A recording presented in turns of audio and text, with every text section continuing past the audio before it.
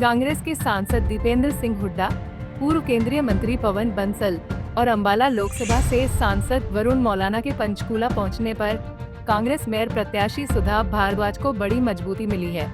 वहीं पंचकूला में कांग्रेस मेयर प्रत्याशी सुधा भारद्वाज और वार्ड प्रत्याशियों द्वारा आयोजित विशाल जनसभा को संबोधित करते हुए सांसद दीपेंद्र हुड्डा ने भाजपा सरकार पर तीखा प्रहार किया और इसे भ्रष्टाचार की ट्रिपल इंजन सरकार करार दिया।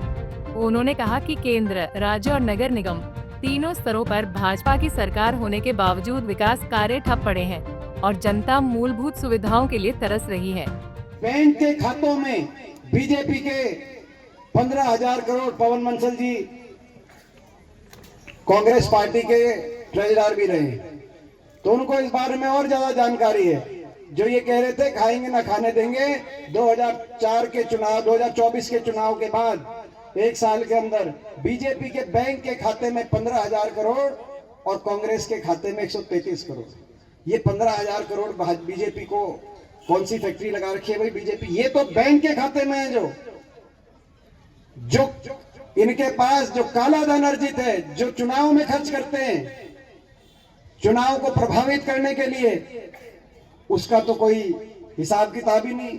क्योंकि हिसाब किताब लेने वाली जो एजेंसीज है, सीबीआई, ईडी, वो आपको पता है, वो तो जहां सरकार हो वहां पे विपक्ष के ऊपर वो एजेंसी की कार्रवाई होती है। आज संविधान और प्रजातंत्र भी खतरे में, इनके भ्रष्टाचार की चरम सीमा पहुंच गई है।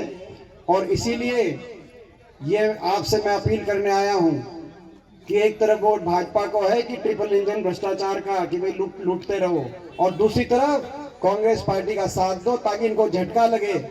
इनका जो घमंड में जो 7वें आसमान पे घमंड है, जो आंखों पे पट्टी बंधी हुई है इनकी, वो पट्टी उतरे।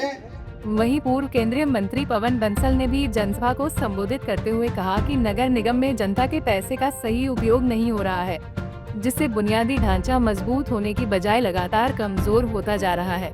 उन्होंने कहा कि महंगाई, बेरोजगारी और स्थानीय समस्याओं से जूझ रही जनता अब भाजपा सरकार की नीतियों से पूरी तरह निराश हो चुकी है।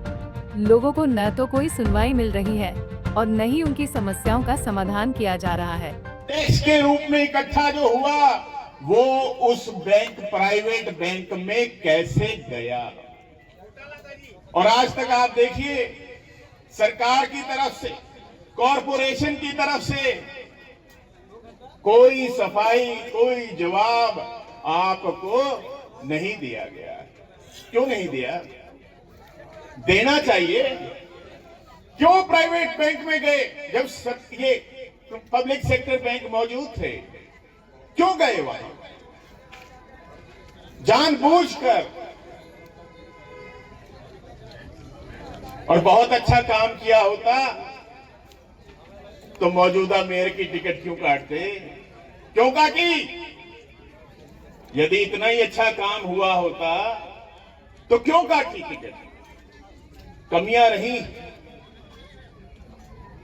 बार बार मांग उठती रही। भाई संदीप जी लगे रहे, संघर्ष करते रहे।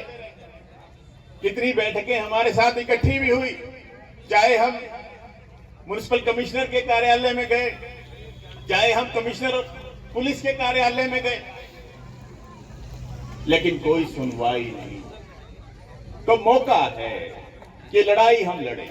और आपने देखा हमारी मातृशक्ति बैठी हैं, सुधा भारद्वाज जी ने भी बताया कि किस तरह से देश की आधी आबादी का हक मारा जा रहा है।